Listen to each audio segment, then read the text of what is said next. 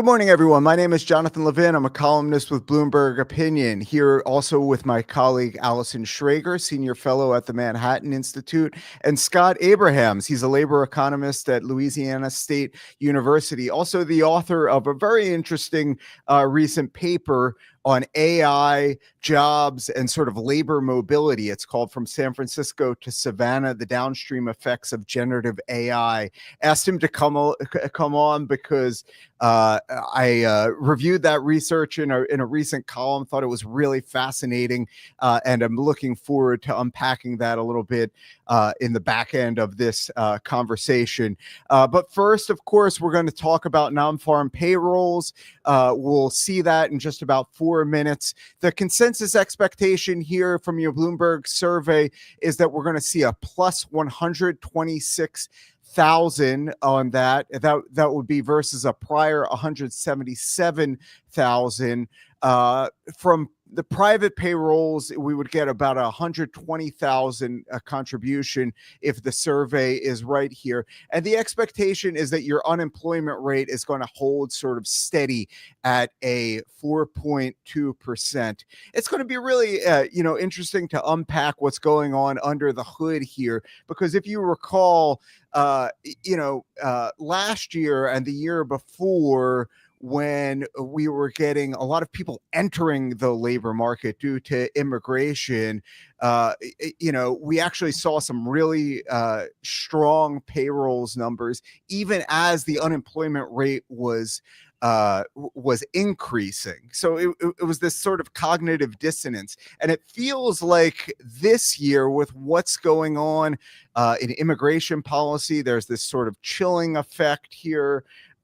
We could actually see some of the opposite. So let me kick it over to you, Scott. I know it's not your responsibility over there at LSU to unpack the month-to-month wiggles in this macro data here, but what's your big picture story of this labor market right here in the 2.5 minutes we have before the numbers?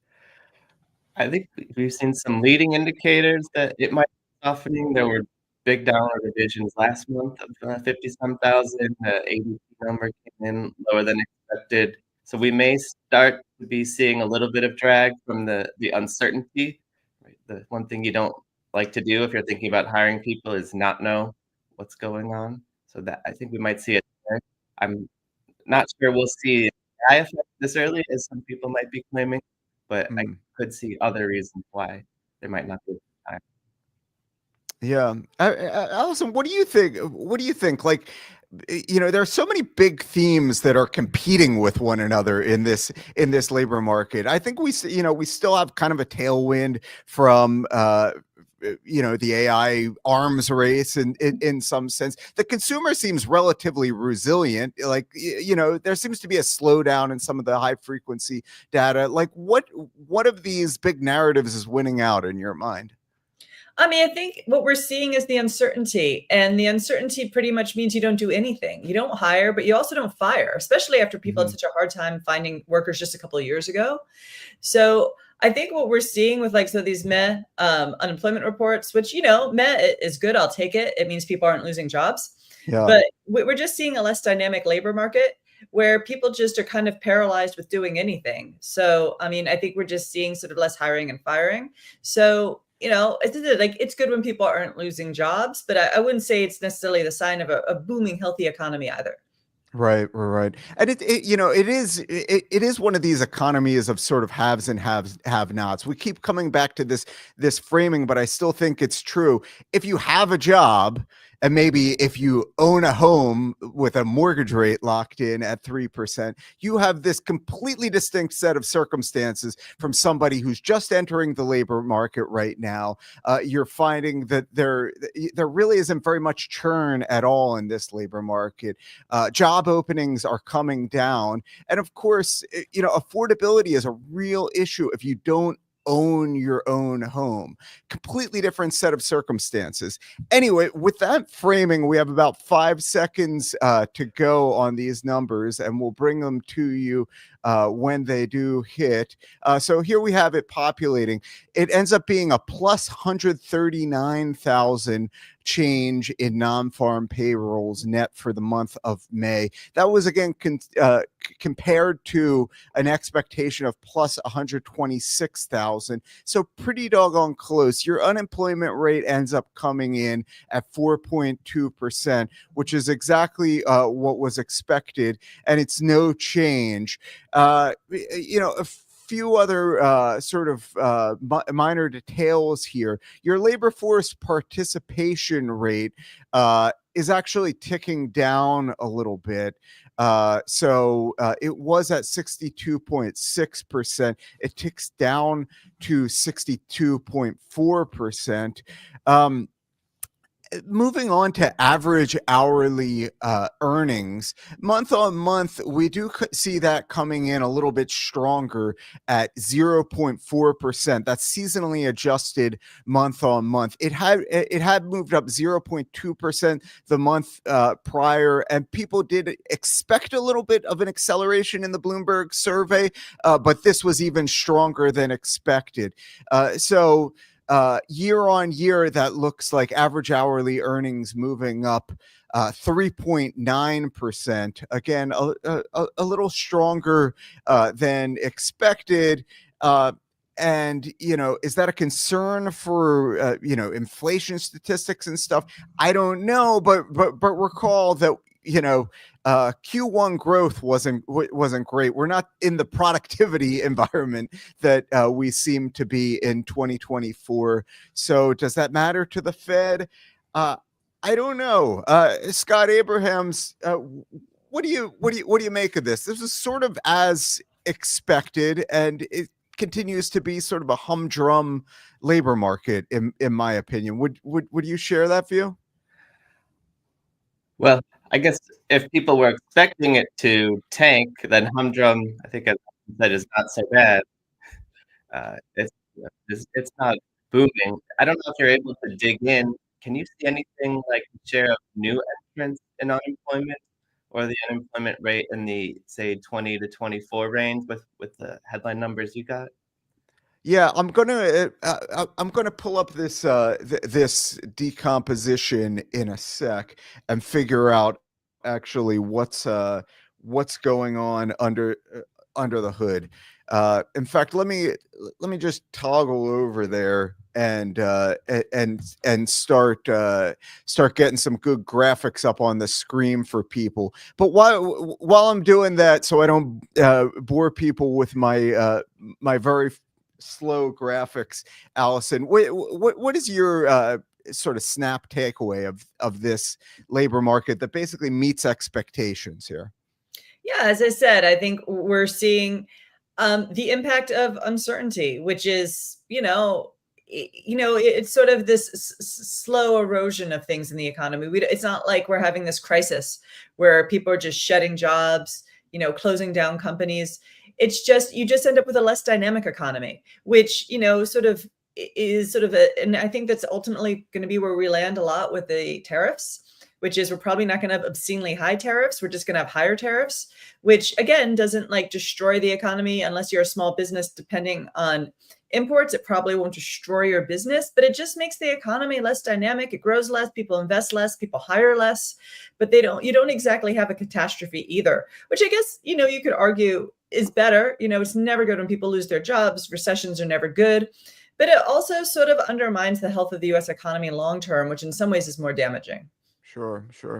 Okay, so we had a request from Scott Abrahams to break down what's actually going on here under the hood. A good request. So, a 4.2% unemployment rate is never just a 4.2% unemployment rate. The contributions are always changing a little bit here. We had a little bit of a smaller contribution from job leavers. The contribution from reentrants is sort of stable, and the contribution from new entrants is also kind of stable here. Permanent job losers. We're not seeing a big move there. We saw larger changes in the contribution earlier in the year, and that to me is sort of the story. You asked about new entrants, so I will I'll just drill in here if I can to show you how the contribution has been changing. This is the contribution from new entrants to U3. And, we've seen it stepping up a little bit through the year, but not actually wiggling very much from March to April to May. And anything you would underscore there, Scott? Well, that's the puzzle I'm trying to put together. We have this narrative that it's the new, say, college grads who are not finding jobs. Yeah. I'm just trying to find it. Yeah. Where Well, are they showing so up? let's also break things down a little bit by age, since you bring that up. Yeah, males age 20 to 24 was very high, 6% last month. Sorry. Yeah. So this is recall for our viewers, just recall that this is a percentage points contribution to overall U3. So just bear that in mind when you're interpreting this data. But so Scott, you bring up the question about the younger cohort, and we're not seeing big changes here in this year's data. This is what it looks like. This is what the contribution in 20 to 24 looks like. It's been increasing, but not dramatically. So I'll add 16 to 19 in there, and it changes the picture a little bit. I do want to real quick take people over to the non-farm payrolls statistics and just break down what's going on in the establishment survey, so you can understand what's going on a sector by sector basis. So again, we had this plus 139,000 in payrolls in the month of May. Where is that coming from? Basically nothing doing in mining and logging, construction, sort of flat here.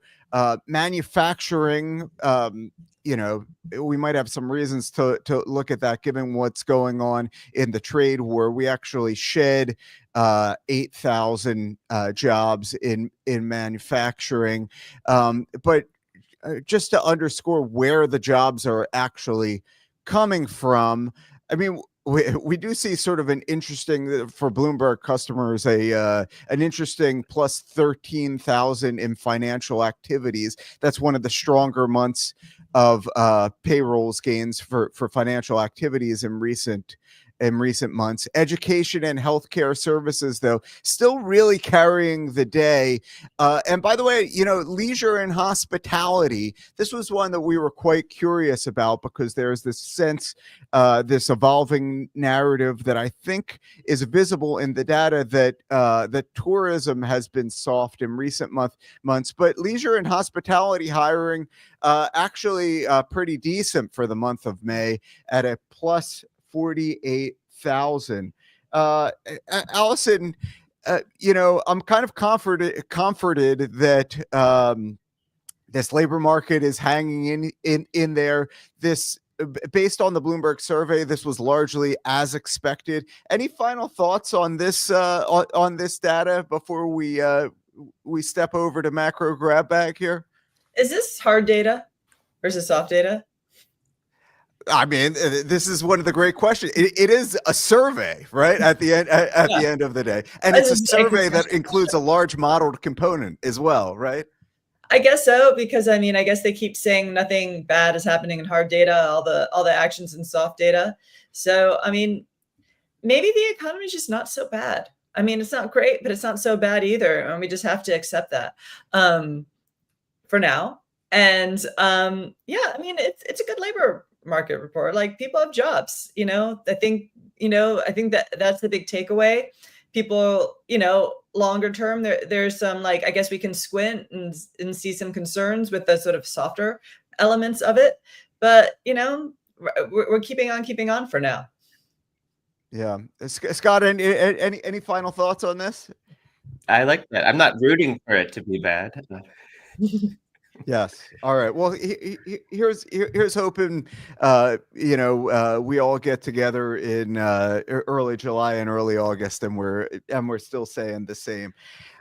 Let's turn to this very interesting paper that Scott co-authored about AI and jobs, and I just thought it was so fascinating, right? Because you hear a lot about there's this massive argument about what AI and specifically generative AI is going to do to the labor market in general. Is it going to be great for the labor market because it's going to be a big boon to productivity and it's going to create all this new work? Or is there, at least in the short run, going to be this massive dislocation and workers are going to be really upset about it? But one of the key things that Scott is looking at here is how is the labor market and the geography of the labor market potentially going to change here? So, Scott, I'm sure I didn't describe that as well as you could. Could you just explain for people sort of the data and the thesis behind your recent work here? Yeah, and what you said is in agreement with what we're thinking. Both of these stories can be right. It can be massively labor augmenting, and it can be very disruptive. And the first thing we did was we tried to say, well, which types of jobs are most likely to be affected one way or another? You can kind of measure exposure in this broad sense by looking at the types of things people do in a certain occupation and how that overlaps with the types of things that an LLM might be able to do. And then we looked and said, well, where are most of those jobs? And they tend to be in big, coastal cities, typically done by college graduates. So we don't know who's going to benefit and who's not, but it's probably fair that both of those things are going to be true, and that might create this bifurcation where there's some people who are displaced and they can no longer afford to live and work in, I don't know, San Jose, somewhere like that. And our paper is about, well, how are people actually going to adapt then? You might not see it at all in the overall unemployment rate. We didn't see a huge jump in unemployment, during offshoring and then all these huge manufacturing structural shifts. But there were big adaptations within that overall number. And we looked at, well, so you mentioned geography. One of these things is, well, what am I going to do if I have these skills? They're not as high in demand where I am, but the cost of being where I am is higher. I might look to somewhere where it's similar. Say it's a city, it still has the type of city amenities I like, but it's much more affordable, and there's still maybe like-minded people around for me to have a similar social existence. And that's one of the main adaptations we thought was people will migrate towards, well, one group is these southern cities, maybe Chattanooga, Savannah, places where you've got a lot of college graduates, got affordable housing. And maybe even some of these former Rust Belt areas like Scranton and Rochester, where they have, affordable housing, decent education base, and they're less exposed. The types of jobs that are there are not as directly overlapping with the capabilities of these models. Are you seeing this in the data so far? Well, the displacement, I guess, is the big question. If you the unemployment in the IT sector is a little bit higher than overall. So it seems that you're starting to see a little bit of a split between sort of AI haves and AI have-nots. As far as migration patterns, you already do see a lot of, say, young college graduates moving to some of these southern cities, like Savannah has very high population growth. I think I just saw an article the other day that the median age in Buffalo is under 34, so you have a lot of people already congregating in those areas. Do you see this in certain kinds of firms? So there's just like a headline that McKinsey was laying off like 10% of its workforce. I think a lot of them were junior because, an entry-level job at McKinsey largely can now be done by AI. But they also need to keep some of these people, I guess, to like build a new class of partners eventually. So do you expect to see bigger shifts in, like, I guess McKinsey, I guess would be, I don't know if it's a high productivity firm, but it's a high profit firm. Productivity, I guess, for consulting is, in the eye of the beholder. I mean, do you, on the other hand, high productivity firms, Allison's throwing bombs here. We just lost all of our consultant viewers. It's a very important job. And, it makes the world go round. But on the other hand, high productivity firms, you think would adapt to technology quicker and keep less, say, I don't want to say dead weight, but less productivity people around. Like, what kind of firms do you expect to see this? Yeah, you think it's a firm. I see. So you're thinking about productivity, because the first sort of debate in the academic literature is like, which type of worker did this generative AI help? A lot of the findings are that it can substitute for skills and experience. So if I could have a cheap entry-level worker do what I used to need someone with 5 years of experience to do, I would rather hire the more affordable guy. So you might not actually see it in entry-level jobs, but in maybe a rung or two above there. That doesn't really answer your question about what type of firm, but you'd imagine firms that are less physical space dependent. Like maybe I would look for places that had more remote work. Mm. And Scott, obviously there's some degree of uncertainty about whether we're seeing any meaningful impacts already. But like, what is the general view in the literature of when these sorts of bigger changes are going to become crystal clear in the data? Is there a sense, a timeline? Well, one of the points we make in the paper is that we think an important policy goal is to control the pace of adoption, because if this happens at a more moderate pace, then you give people the opportunity to actually adapt and adjust either where they are or what skills they build. Right? The faster it happens, the harder it's going to be for people to prepare for it. I looked at job postings, and right now it's something like 0.2% of all job postings have keywords related to generative AI, and 1 point something% AI at all. So I don't think we're there now, but I do think maybe the job postings might be a leading indicator of when it's upon us. Right. Okay. And so one of the big questions here is, so in a way it seems your story seems sort of bullish for the Savannahs, the Greenville, South Carolina, the sort of, as you allude to, they're kind of like second tier cities that are still affordable and they're desirable in some ways for these types of workers if they are dislocated. But like, is this going to be really? The title of your paper is From San Francisco to Savannah. Is it really going to be bad for a San Francisco? Like, are we going to notice this in declining housing prices in San Francisco and surging housing prices in Greenville, or do you think it'll be more subtle than that?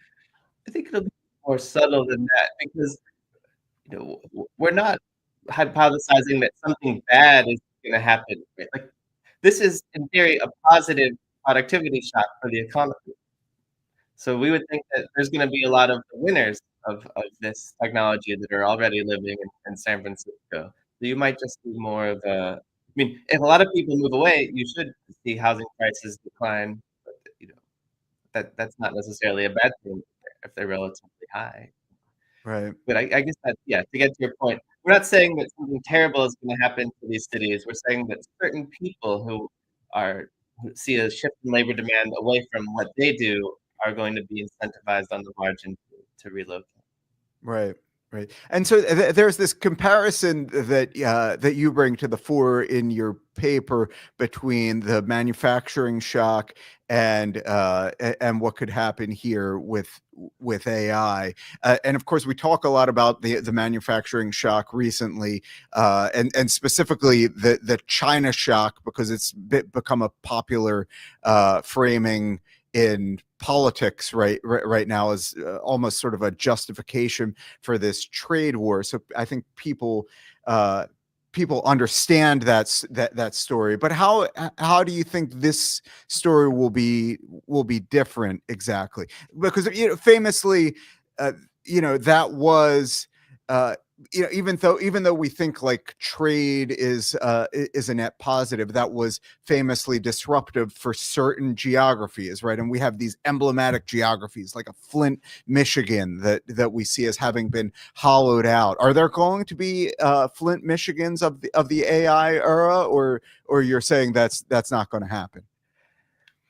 Yeah, right. Famous last words. But I think one key distinction between that China shock that you mentioned and this technology is the China shock completely displaced the demand for a lot of the labor. Although, if you actually look, a lot of these flints are still manufacturing. U.S. manufacturing output is much higher, but it needs fewer people to do it. So I don't think we're going to see the same type of displacement, because I think the locations where this hits hardest are also going to be the winners. Whereas with the Flint type of story, the locations where it hit harder, I think we're more clearly the losers, even when we won in aggregate as an economy, if we're going to use win-loss speak. But yeah. And another difference is the type of education. Right? A lot of the people who were displaced by that were people who had a high school education and had a relatively well-paying job, and that led to this big split between wages of college and high school graduates. Whereas here, if you look, a lot of the people who are likely to be displaced may have to be college graduates. So the adaptation could go in the other direction. Instead of more people going to college, you might see fewer people who go to college and shift into uh, jobs that don't need that credential. Do you think a college education makes you more adaptable? Well, that's what we like to tell our students, that we're training the thinkers of tomorrow. And maybe maybe we need at universities to think about what are we doing, because a lot of these new rankings for schools are sort of an in-out measure, right? What was your income before? What's your income after? A better school is one that moves you further along. But maybe what we need to be doing is emphasizing these skills: critical thinking, creativity, things that are not replaceable with a computer. Yeah. Allison, as Scott alluded to, there's this sense that maybe the best thing to help people adapt is to make sure that this process doesn't play out too fast, right? So people can sort of get their bearings and make the adjustments that they have to in their education, their professional lives, and so forth. What role, if any, do you think there is for government in ensuring that this goes smoothly? I think the worst thing that could happen is if the government was like, we're going to manage the pace of AI adoption. I think that's a big invite for China to, a big economic boost for them. I mean, innovation is like makes human progress. It makes our lives better, but like it's messy, and it has to respond to market signals.